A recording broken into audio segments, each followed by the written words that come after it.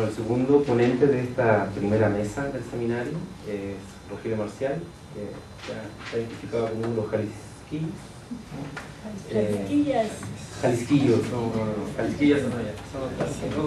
Luego hablará.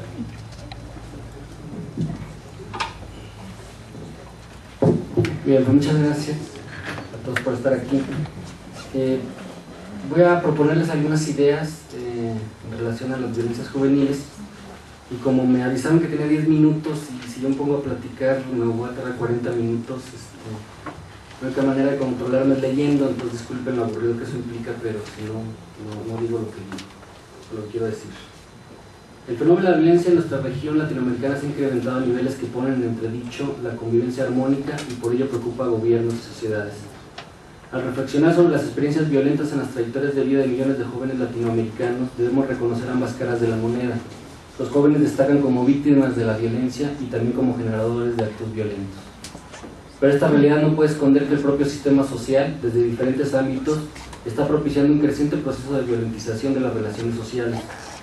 Desde el ámbito social, la generación de la violencia desde el propio poder institucional no tiene otro objetivo, sino el de imponer los valores y concepciones de los grupos de poder de forma autoritaria, cuyo objetivo es salvaguardar la jerarquización de la vida pública con la que se garantiza la reproducción social y cultural, aunque lo anterior implique violar repetidamente los derechos más fundamentales de quienes insisten en vivir en diversidad. Bajo el argumento de que a los jóvenes se les desconoce, el poder institucional ha insistido en ordenar jerárquicamente la vida pública, imponiendo criterios de carácter autoritario y conservador para mantener a los jóvenes fuera de las calles, de los bares, de las fiestas electrónicas, de los tianguis culturales y otros espacios de divertimento y expresión juveniles. Echar mano de castigos ejemplares, diseñar dispositivos de control y marcar a los transgresores, mantener como rehenes archivos expiatorios, imponer reglamentos o espacios que difieren radicalmente a los aquellos vigilados por el poder público y acechar intempestivamente generando el temor y la desconfianza, entre otros, son los recursos con los que el poder impone jerárquicamente el orden de las relaciones y las expresiones en el ámbito de lo público, aunque aún así se reserva el uso de la represión abierta cuando lo considera necesario. Desde el ámbito comunitario, estos factores marcan severamente las formas de convivencia que desembocarán en los procesos de integración armónica o de violentización de las relaciones sociales. Guadalajara se ha caracterizado por un ordenamiento urbano caótico, con falta de planeación impositivo y poco propicio para la convivencia social armónica y la integración coherente de sus espacios y servicios urbanos. Las problemáticas barriales se han quedado encerradas en los barrios populares y se ha propiciado una especie de guetización de estas unidades urbanas, proceso que está implicando que las situaciones negativas y de violencia urbana se queden allí y no salgan a los espacios abiertos para la tranquilidad del gobierno y de los habitantes de otros sectores de la ciudad. Y para vigilar y controlar estos guetos urbanos, distintos cuerpos policíacos no dejan de realizar operativos, llámense redadas, racias o como le llegan a decir, revisiones de rutina, que con lujo de violencia se efectúan en estos escenarios urbanos, generando ambientes de violencia en lo que el único idioma posible de comunicación son las agresiones, los toletazos, las pedradas, las corretizas y los zafarranchos entre elementos de seguridad pública y jóvenes cholos reunidos en las calles. La realidad que ha marcado con violencia este ámbito comunitario en la vida de miles de jóvenes, al menos en Guadalajara, es algo que dentro del discurso social se prefiere identificar con la falacia de explicación circular de que existen barrios violentos porque sus habitantes, especialmente los jóvenes que suelen agruparse en bandas, pandillas o barras de fútbol, son muy violentos. Y tales jóvenes son violentos porque nacieron y crecieron en barrios violentos. Argumento que no explica, solo esconde los diversos procesos de violentización de espacios urbanos que se presentan en estos ámbitos comunitarios y que afectan directamente a los jóvenes, pero también a los niños, a las mujeres y a no pocos adultos que viven en ellos. La respuesta violenta a la violencia percibida entonces suele orientar mucho a las actividades de este tipo de grupos juveniles. Lo que sigue es el establecimiento de un estado permanente de mutuas agresiones que generan la construcción de identidades agresivas, en la que la capacidad para aparentar y demostrar mayor violencia es la única posibilidad para existir y sobrevivir cotidianamente.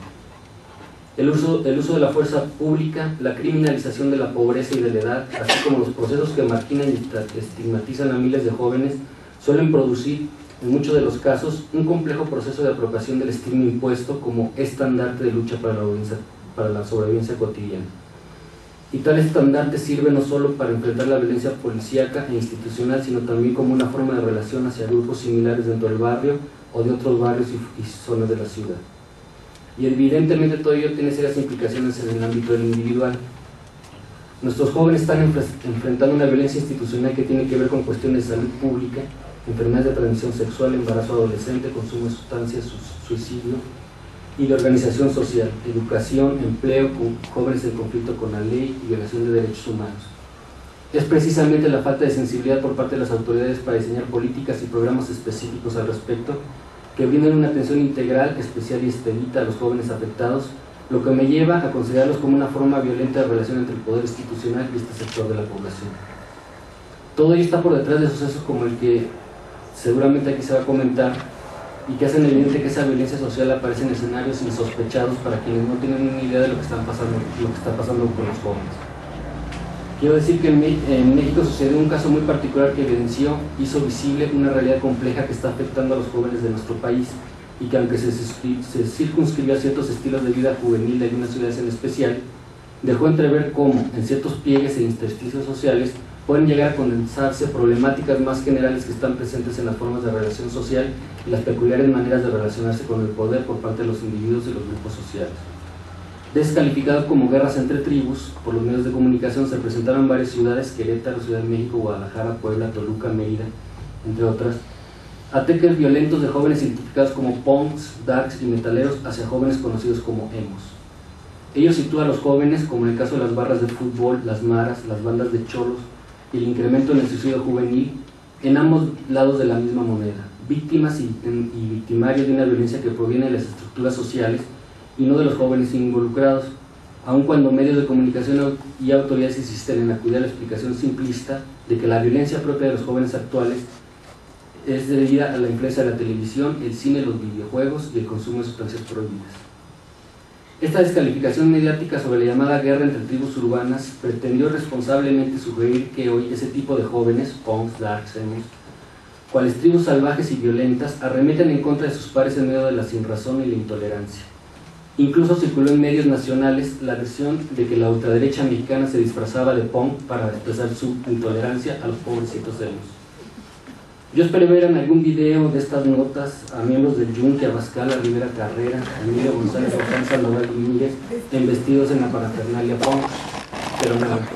A mí siempre me pareció algo mucho más complejo que eso. Lo entendí como un proceso de organización de la violencia social en los espacios y las expresiones de algunos jóvenes, en medio de la intolerancia e impunidad que caracteriza a nuestra sociedad. 2 semanas después fui al concierto del grupo norteamericano de nu metal Korn en Guadalajara. Sí, me gusta mucho su propuesta, pero en términos de trabajos de campo fue introducirme en un lugar privilegiado de metaleros, darks y punk. Ahí estábamos todos de negro, en un ambiente netamente oscuro. Por esas razones, resaltaban mucho 2 adolescentes como de 7 años, mujeres, muy valientes y vestidas hermosamente como demás, de colores rosado, morados y negro. Muy maquilladas como muñequitas y con sus peinados característicos que me recuerdan a las pachucas más trajines de hace 70 años. La burla a ella se daba en repetidas ocasiones. Nunca fue una agresión violenta y de lamentar. Entendí que guerra, pues no, ¿verdad? Que todos los metaleros y punk odian a todos los emos, pues tampoco. Pero pronto se empezaron a escuchar gritos que se generalizaban al estilo del que no brinques emo y emos chinguen a su madre. Los jóvenes varones que estaban a mi alrededor, perdón, es que en Jalisco estamos acostumbrados a mentar la madre. Por el gobernador, es una enseñanza de nuestro gobernador. Los jóvenes varones que estaban a mi alrededor saltaban y mentaban madres al unísono. Después entre ellos había risas y palmadas de camaradería y complicidad. En varios de ellos pude notar esta actitud de no quedarse atrás de la burla para no verse tímido, tolerable, comprensible, joto pues. Era una emulación de este tipo de sucesos que también se dan en los estadios de fútbol y en las arenas de lucha libre. Me pareció claro que la burla a los emos, y seguramente los ataques como un paso más radical de esta burla, formaba parte de los ritos de construcción de masculinidades, y la violencia en estos ritos tenía que ver estrechamente con estos procesos de creciente violentización social que estamos viviendo: femicidio en Ciudad Juárez, narcoajusticiamientos, toma violenta de tribunas políticas, represión a movimientos sociales, actos deliberados de homofobia, lesbofobia y transfobia, desapariciones políticas, gobers preciosos que mandan a matar a periodistas para proteger a explotadores sexuales de infantes, y otros gobers no tan preciosos que usan el dinero público según les dicta su conciencia individual, ignorando los mecanismos que hacen posible nuestra democracia, y todavía nos mientan la madre de los ciudadanos que nos inconformamos al respecto. Resulta prioritario atender esta realidad desde una visión amplia e integral que no condena a los jóvenes por ello, y mejor que identifique las posibles acciones que incidan en el decremento de los niveles de violencia juvenil. Y debemos apuntar intervenciones a quienes destacan estadísticamente en esta realidad. La violencia juvenil es mayoritariamente masculina y se encuentra en los estratos pobres de nuestras sociedades. Sin embargo, afirmar lo anterior no debe traducirse en culpar y condenar al joven varón que vive en un barrio marginal. En nuestros jóvenes, en esos barrios, hace crisis un proceso más general de violencia social en el que las acciones del gobierno y de la sociedad tienen mucho que ver. Desgraciadamente, ante ello las políticas públicas insisten en aferrarse a los más tradicionales y añejas medidas represivas y al perfeccionamiento de los sistemas de control social. Es justo reconocer en algunos casos la implantación de medidas renovadas que han sabido tomar en cuenta los estudios que sobre el tema se han desarrollado. Ernesto Rodríguez da una cuenta de estas intervenciones positivas en una revista de Zacatos. El trabajo así involucra necesariamente al menos a 3 actores centrales: la academia, los operadores políticos y los promotores que trabajan directamente con la juventud, especialmente con jóvenes vulnerables de sectores marginados que no estudian ni trabajan, que se encuentran en movilidad migratoria dentro o fuera de sus países, expuestos a altos índices de violencia doméstica, etc. En la academia debemos comprometernos a destacar en nuestras agendas proyectos y programas de investigación con recursos importantes para la generación de un conocimiento acertado de los procesos que afectan a los jóvenes y que están influyendo en el incremento de los índices de violencia entre ellos. El SIC con S y el SIC con CII están en eso.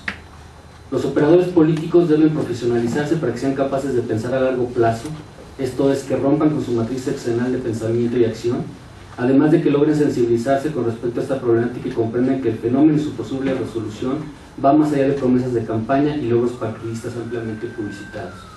Y finalmente, los promotores que trabajan directamente con la juventud necesitan de la solidaridad social y de mayores recursos materiales y humanos para lograr más de lo que ya de por sí logran. A problemas complejos o soluciones complejas, no simplistas ni espectaculares. Y el tiempo apremia, pues cada día se nos están apagando muchas vidas de jóvenes en encierros carcelarios o médicos, en enfrentamientos callejeros con sus pares o con las fuerzas del orden, y por supuesto en las frías mesas de los médicos forenses. Muchas gracias.